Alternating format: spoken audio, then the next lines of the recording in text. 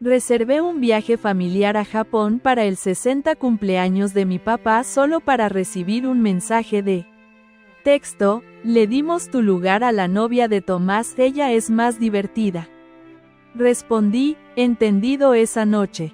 Cancelé todo el viaje, vuelos, hotel, todo, reservé un viaje familiar a Japón con todo pagado, vuelos, hoteles, transporte y comidas para celebrar el cumpleaños número 60 de mi padre. Me costó $9,400 y 3 meses de organización entre mis responsabilidades laborales. Lo hice porque pensé que sería una forma especial de celebrar su vida, pero todo se vino abajo con un solo mensaje de texto: le dimos tu lugar a la novia de Tomás, es más divertida. Ese fue el mensaje de mi madre, frío, directo, como si yo no hubiera invertido mi tiempo, esfuerzo y dinero para que todos vivieran una experiencia inolvidable. No había disculpas ni contexto, solo ese comentario condescendiente que resumía exactamente lo que siempre había sentido con mi familia, que no importaba. Contesté con la misma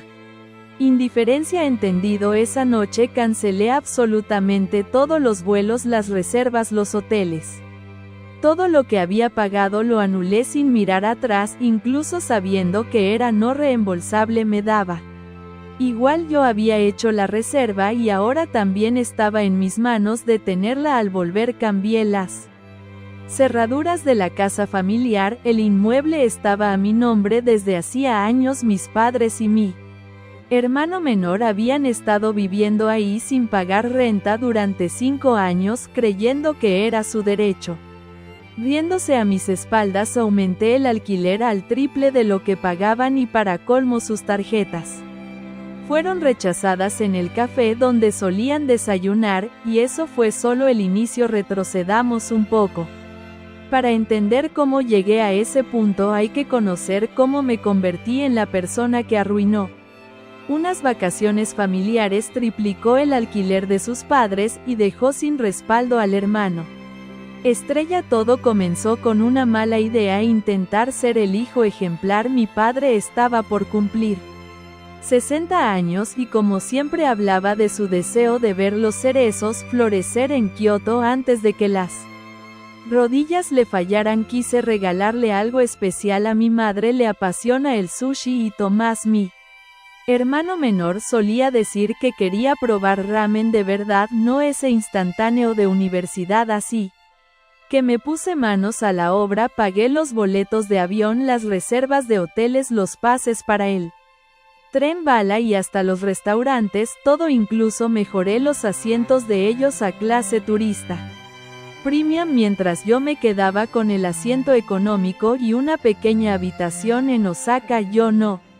buscaba lujos, solo pensaba que eso era lo que significaba el amor. Pasé los fines de semana organizando el itinerario, ajustando cada detalle para que todo encajara. Lo hice por todos ellos sin esperar nada, pero Tomás siempre encontraba la forma de recordarme mi lugar. No era el preferido ni el simpático, solo era el que pagaba. Y entonces llegó ese mensaje: le dimos tu lugar a la novia de Tomás, es más divertida. En vez de enojo sentí una especie de claridad, una lucidez dolorosa pero poderosa, y eso fue lo más peligroso que pudieron darme, porque la claridad es letal cuando uno ha estado siendo usado por tanto tiempo. Nunca me pidieron que pagara directamente, lo hacían con insinuaciones. Tomás lo está intentando, pero los jóvenes lo tienen más difícil. Hoy en día tú tienes un trabajo estable, eso es una bendición. Qué suerte tiene tu padre de tener un hijo como tú. Ojalá Tomás tuviera tu disciplina. Y así, con culpa, empecé a cubrir los gastos. Primero fue la universidad de Tomás, luego los libros, una laptop nueva cuando la suya misteriosamente dejó de funcionar antes de los exámenes. Después de graduarse pasaron 3 meses sin que buscara trabajo. Decía que estaba organizando sus ideas mientras pasaba el día jugando en el sofá y comiendo comida que yo pagaba en Una casa que era mía cuando Tomás consiguió novia. Todo empeoró. Madison, a la que le gustaba que la llamaran Mads, se mudó con él 2 meses después de empezar a salir sin pedirlo, sin ofrecer pagar renta. Se adueñó de mi cocina, de mi cuenta de Netflix y del Wii. Un día la encontré grabando un video para TikTok probándose mis zapatos. Estoy haciendo un personaje, me dijo riéndose. Tomás solo se rió.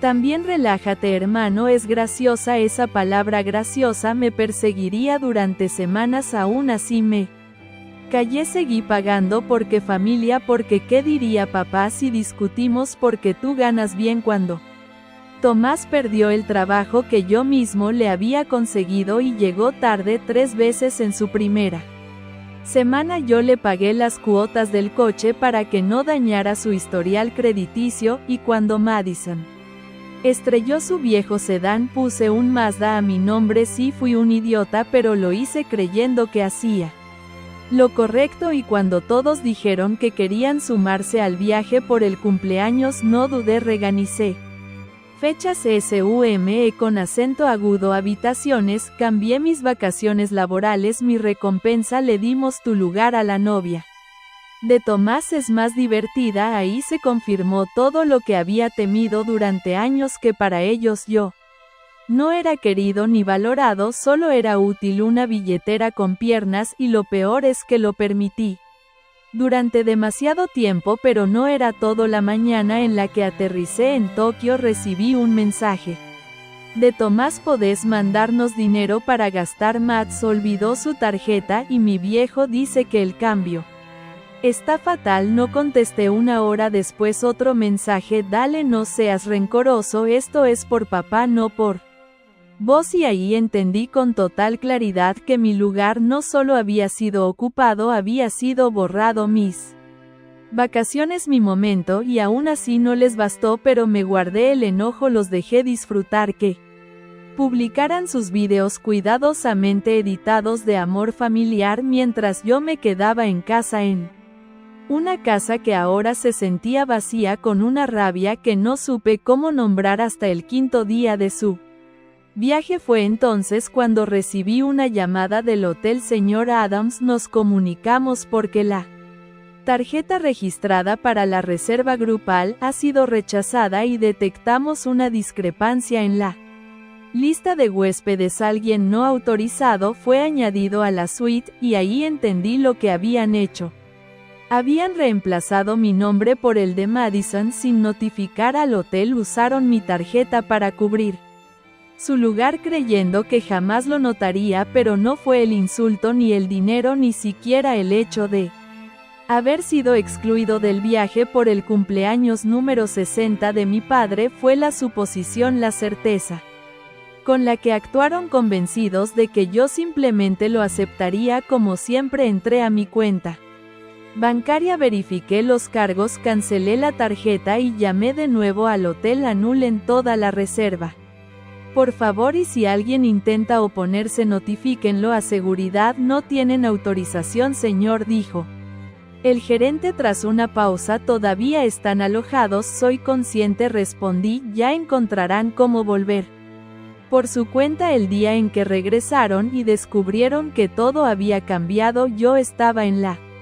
cocina. Escuché las puertas del auto cerrarse de golpe. Las voces no tardaron en alzarse. La quejumbró, la de mi madre, la de Tomás gritando y Madison sobresaliendo entre todas, aguda y llena de furia. No me apresuré, revolví mi café con calma y esperé. Luego los golpes fuertes, insistentes. Boom, abre la puerta. La voz de Tomás atravesó la madera. Sabemos que estás ahí. Fui hasta la entrada con la taza aún en la mano. Miré por la mirilla. Ahí estaban los 3 despeinados, la cara enrojecida, las maletas apiladas junto al porche. Por alguna razón Madison estaba descalza. Corrí el cerrojo y abrí apenas lo suficiente para verlos a los ojos.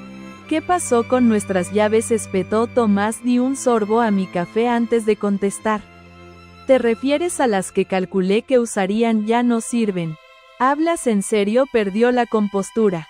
¿De verdad estás haciendo esto? Asentí con tranquilidad. Muy en serio. Mi madre lo empujó a un lado y se acercó. Acabamos de llegar de un vuelo de 14 horas. Estamos agotados y hambrientos. Están invadiendo propiedad privada, respondí sin moverme. Esta casa es mía. Esto es una broma, intervino Madison con su tono cortante y burlón. ¿Vas a excluir a tu propia familia? La miré durante un segundo más de lo necesario antes de contestar. Tú no eres mi familia. Su mandíbula cayó. Tomás me miró con ojos abiertos como platos. Vaya, esto es un desastre. Nos quedamos varados en Osaka, sin dinero, sin hotel, sin internet. ¿Tienes idea de cómo fue eso? Debe haber sido difícil, dije. Imagínate estar atrapado en un país extranjero usando el dinero de otra persona. Ah, espera, eso fue exactamente lo que hicieron. La cara de Tomás se puso roja como un tomate. Nos humillaste, cancelaste todo, ni siquiera pudimos conseguir un taxi al aeropuerto, nos congelaron las tarjetas, nos dejaron sin nada. Sí, crucé los brazos. Es lo que ocurre cuando se comete fraude con tarjetas de crédito. Mi madre soltó un suspiro entrecortado. Fraude, no seas exagerado. Desbloqueé el teléfono y mostré en la pantalla captura del correo electrónico del gerente del hotel. Huésped no autorizado, cargos en disputa. Tomás, ¿sí o no añadiste a Madison a la suite usando mi nombre? Abrió la boca, la cerró y miró a Madison. Ella se encogió de hombros. Corrí la puerta para que vieran el interior. No quedaba mucho. El sofá ya no estaba. La mesa del comedor también había desaparecido. Todos los muebles sobre los que se acomodaban como si fueran dueños del lugar habían sido donados. Las paredes vacías lo había limpiado todo lo que tocaron. Vaciaste la casa, dijo mi madre al entrar. Un paso. Corrección, respondí. Mi casa. Tomás apretó los puños. Vivimos aquí durante años sin pagar alquiler, agregué sin aportar nada. Sin respeto. El rostro de mi madre se torció. Somos tu familia. Esto es asqueroso. Nos estás castigando por un error. Solté una carcajada breve. Un error. Me robaron mis vacaciones, usaron mi crédito, me excluyeron del cumpleaños de mi padre porque según ustedes no era lo suficientemente divertido. ¿Los escuchas siquiera? Bufó Madison girando los ojos. Qué crueles están siendo. Están molestos porque nos la pasamos mejor sin ti. Fue lo último que escuché antes de cerrar la puerta atrás de mí. Me giré sin alzar la voz y pregunté, ¿de verdad crees que se trata de Japón? ¿Piensas que esto va por un solo viaje? Negó con la cabeza confundido. Yo continué, esto tiene que ver con cada momento que sacrifiqué por ustedes, con cada centavo que entregué sin pedir nada a cambio, cada vez que les permití quedarse aquí sin pagar un solo peso de renta mientras se burlaban de mí a mis espaldas. Nosotros no. Empezó a decir mamá. No lo hicieron. La interrumpí. Los corté a todos y ahora he terminado. Tomás me miró incrédulo. ¿Y ahora qué? Nos dejaste en la calle. Tienen 2 semanas, respondí con firmeza. La renta se triplicó. Los servicios van por su cuenta y la suite de huéspedes está cerrada. Si quieren quedarse deben pagar. Se burló. No puedes hablar en serio. Madison cruzó los brazos. No pueden desalojarnos así de fácil. Saqué una copia del contrato de arrendamiento del bolsillo de mi abrigo. En realidad si puedo es legal, ya está hecho. ¿Y tus tarjetas?, preguntó ella. Nos rechazaron esta mañana en la cafetería. Lo sé, dije. Recibí la notificación. El silencio cayó como una losa. Me giré para regresar al interior, pero Tomás me tomó del brazo. Espera, por favor, suplicó con la voz entrecortada. No lo entiendes, no tengo a dónde ir. Madison creía que este viaje nos uniría como familia. No era su intención hacerte daño. Madison abrió la boca para replicar, pero se detuvo al verlo llorar. Lo observé detenidamente. Esta vez no sentí nada, ni lástima ni ira, solo un vacío sereno, limpio y gélido. Fuiste mi hermano, le dije, y me Cambiaste por entretenimiento, eso no es una familia, es un reality show. Entonces cerré la puerta. Dejándolos a ambos en medio del viento, regresaron a una realidad completamente distinta una sin mí. 3 días, eso fue lo que tardó el verdadero caos en manifestarse la primera mañana tras su regreso. Fue extrañamente silenciosa, sin gritos, sin mensajes llenos de remordimiento en el grupo familiar. Sin súplicas, solo yo desayunando tranquilo con café, un croissant y una paz que no sentía desde hacía años. No era un silencio externo, era interno y era mío, pero al cuarto día el teléfono finalmente se encendió. ¿Podemos hablar, mamá? Lamento mucho lo ocurrido, todos cometimos errores, por favor no le hagas esto a tu padre. No respondí, no porque no tuviera nada que decir, sino porque ya no les debía explicaciones. Por primera vez en mi vida no sentía obligación de justificarme ante quienes jamás me escucharon y entonces las consecuencias reales comenzaron. Las tarjetas se bloquearon. Madison intentó comprar café y fue rechazada 2 veces. Recibí la notificación y sonreí. Publicó una historia. Algunas personas son simplemente la eliminó 5 minutos después. La renta una semana después del nuevo contrato era 3 veces más alta. Me llegó un correo: hola, estamos teniendo problemas con el nuevo monto. Podemos discutir alternativas. Sin nombre, solo la cuenta familiar. No respondí. Tomás, ¿qué había pasado? Años sin trabajar, de pronto aceptaba empleos de medio tiempo. Un amigo del gimnasio me comentó que ahora doblaba toallas en la recepción. No sentí pena, me mudé a un loft en el centro, suelos de concreto, ventanas altas, diseño minimalista, sin cosas ajenas, sin zapatos prestados, sin restos de comida que no fueran míos. Me despertaba a las 7, iba al gimnasio, trabajaba desde casa, salía a caminar por las tardes. Cada minuto, cada peso, cada respiración eran míos. Nadie pedía ayuda con las compras. No había llamadas de mamá diciendo: es tu hermano, ¿cómo puedes negarte? Solo silencio. En la segunda semana, Tomás finalmente envió un mensaje: sé que cometí un error, en serio. Madison se fue, dijo que esto no era lo que esperaba, ahora lo entiendo. Tenías razón. Lo leí por un largo rato. Era el mismo Tomás que se reía de mis planes, el que decía que me tomaba todo demasiado en serio, el que creía que no sabía divertirme. Ahora estaba solo, abandonado por la novia divertida y enfrentando el desastre sin su tarjeta de crédito humana. No respondí y entonces llegó la bomba legal, una carta de un abogado. Sus padres reclaman copropiedad parcial de la casa debido a supuestas contribuciones financieras a lo largo de los años. Mi abogado les solicitó pruebas, aún no enviaron nada. Me reí, no por gracia, sino por lo absurdo. Siempre creyeron que si yo poseía algo les pertenecía por derecho. Recordé la frase de mamá: es una casa familiar, cariño, lo tuyo es nuestro, pero ahora nuestro ya no significaba nada. Mandó otro mensaje: no te criamos para ser así.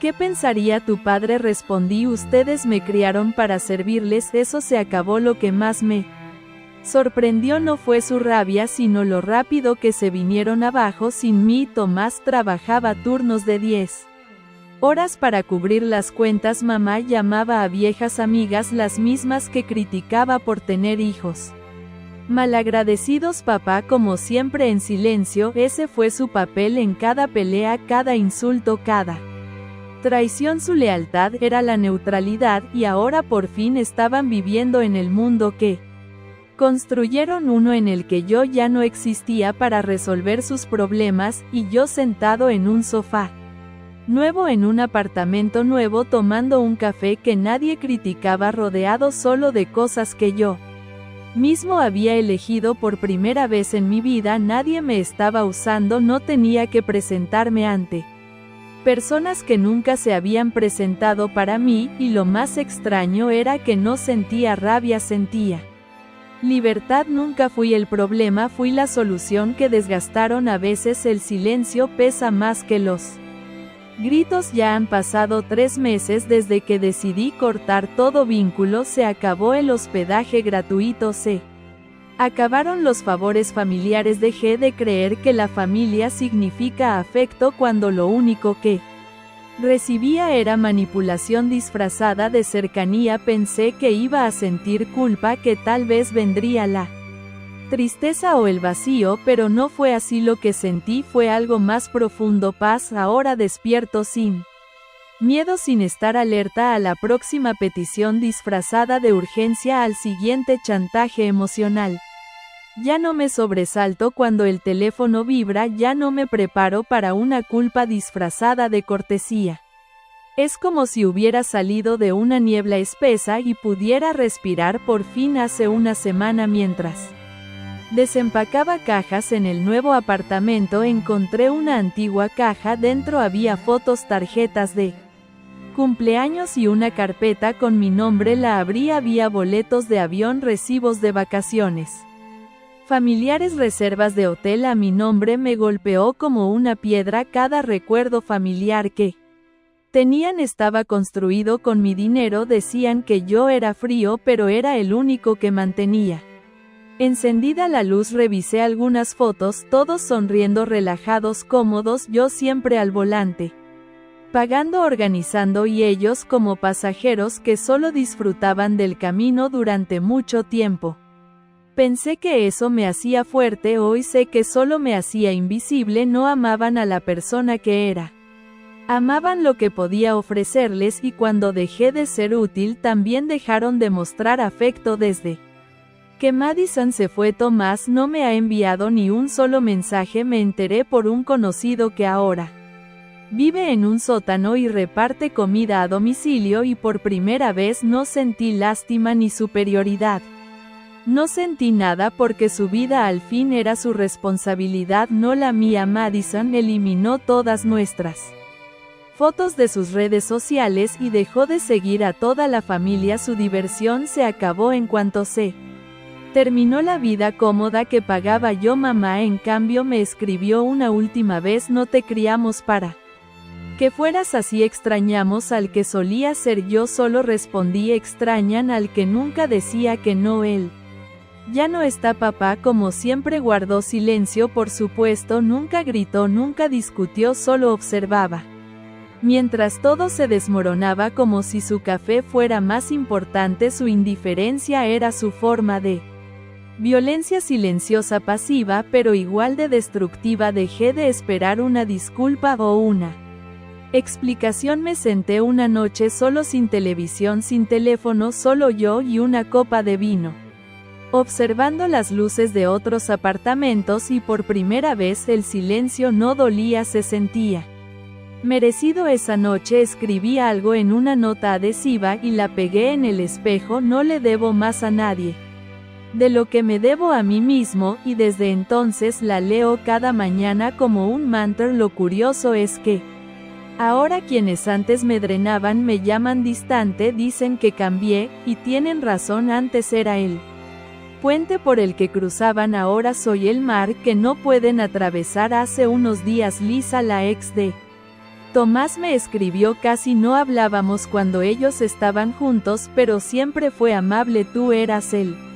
único que veía lo que pasaba. Lo que te hicieron no estaba bien. Me alegra que te hayas alejado. Te salvaste. Me conmovió más de lo que esperaba, porque por un tiempo llegué a pensar que el problema era yo. Lisa me recordó que no estaba loco, solo fui el primero en despertar. Antes pensaba que alejarme era egoísta, hoy sé que fue necesario para sobrevivir. Me enseñaron que amar era sacrificarse, pero nunca su sacrificio, solo el mío. Me dijeron que era cruel, yo lo llamo claridad. Me llamaron insensible, yo lo llamo sanación. Me dijeron egoísta, pero solo después de que dejé de pertenecerles, y lo mejor de todo es que ya no los odio, no les deseo daño, simplemente ya no les debo nada, y esa libertad se siente como respirar por primera vez. La semana que viene viajaré a Islandia.